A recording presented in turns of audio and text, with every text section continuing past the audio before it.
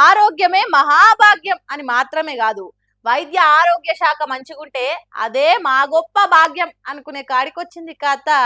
ఇప్పటికే సర్కార్లో ఒక్కో శాఖ మీద ఒక్కో తీరు ముచ్చట ఇనొచ్చుకుంటా వరుస పెట్టి వార్తలు వస్తున్నాయి అని అంటే, ఈసోంటి వీడియోలు చేయంగా ఆరోగ్య శాఖ ఆరోగ్యమే బాలేదు, దావకాన్లకి ట్రీట్మెంట్ అక్కరుంది అని జనాలు జరంతా గట్టిగానే మాట్లాడుకునే తట్టుంది పోన్రి. సౌలతులు సరిగ్గా లేకున్నా ఆలస్యం చేయకుండా పేషెంట్లకు ట్రీట్మెంట్ చేపించేంత పనితనం చూపించే డాక్టర్లున్న వైద్య శాఖకు మంత్రి ఉన్నందుకు మెచ్చుకోవాలను, లేకుంటే ఆయన సొంత ఇలాకాలనే ఇంత దారుణంగా పరిస్థితులందుకు పట్టించుకొని హెల్త్ మినిస్టర్ అని మందలియాలనో తెలుస్తలేదు పోరి. రాష్ట్రంలో ఎన్నో అడుగుల పంట అంటే అట్లా కూడా కాదు, స్వయాన వైద్య ఆరోగ్య శాఖ మంత్రి దామోదర్ రాజనరసింహ సార్ సొంత జిల్లాలో ఇది కథ.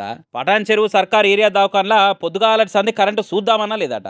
పవర్ సప్లై లేక పరిశాన్లు ఉండి ఇగో ఇట్లా సెల్ ఫోన్ లైట్ల వెళ్తుర్లా సూదులు ఇచ్చుకుంటా గ్లూకోజ్ లెక్కించుకుంటా ట్రీట్మెంట్ చేస్తున్నారు. మరి ఆయనతో ఆపదలున్న పేషెంట్లను చూసుడు లేట్ అయితే పానాలకే డేంజర్ అని కారణాలు చెప్పకుండా కాపాడేందుకు వాళ్ళ డ్యూటీ వాళ్ళు చేస్తారు పాపము. ఇక పేషెంట్ పట్టుకొచ్చిన వాళ్ళు ఓ దిక్కు, చేయి కింద ఉండే నర్సు ఇంకో దిక్కు, చెరో సెల్లుల టార్చ్ ఆన్ చేస్తే ఆ ఎలుగుకు వైద్యం చేస్తున్నారు. ఇట్లా ఏమని చెప్తాము ఏం కథ. ఎమర్జెన్సీ టైంలో కూడా జనరేటర్ పనిచేస్తలేదు అనుకుంటా అక్కడ దావకాల్లో షరీక్ అయిన వాళ్ళు చెప్పబట్టిరు. అయ్యా మినిస్టర్ రాజనరసింహ సార్ వారు, మీ సొంత జిల్లాలనే ఇసొంటి గానొస్తే ఇంకా రాష్ట్రాల కడమ తావుల కష్టాలు ఎట్లున్నాయో అనుకుంటా హెల్త్ మినిస్టర్గా మీ పతార పల్సగవుడు, మీ వైద్య ఆరోగ్య శాఖ మందితోని మాటలు పడడు తప్పితే ఇంకేమైనా ఉన్నదా చెప్పురిన్లా? ఇప్పటికే గవర్నమెంట్ హాస్పిటల్ పేరు చెప్తే నేను రాని బిడ్డో సర్కార్ దవాఖానకు అన్నట్టు 10 రూపాయలు అప్పు చేసినా సరే పానం మంచిగుండాలని ప్రైవేట్ దవాఖాన తొవ్వదొక్కుతున్నారు పబ్లిక్. ఇంకా ఇసొంటి సెల్ ఫోన్ ఎలుగుతో నడుస్తున్న దవాఖాన ముచ్చట్లు ఎలుగులకు వస్తే మరి ఏందన్నట్టు చెప్పురు అనుకుంటా హెల్త్ మంత్రిని ఎగ్దాం కామెంట్లతో నడుచుకుంటున్న జనాలు. మరి సారదాంక ముచ్చట పోతే ఏమైనా దవాఖాన తీరు మారుతుందో ఏమో చూడాలి.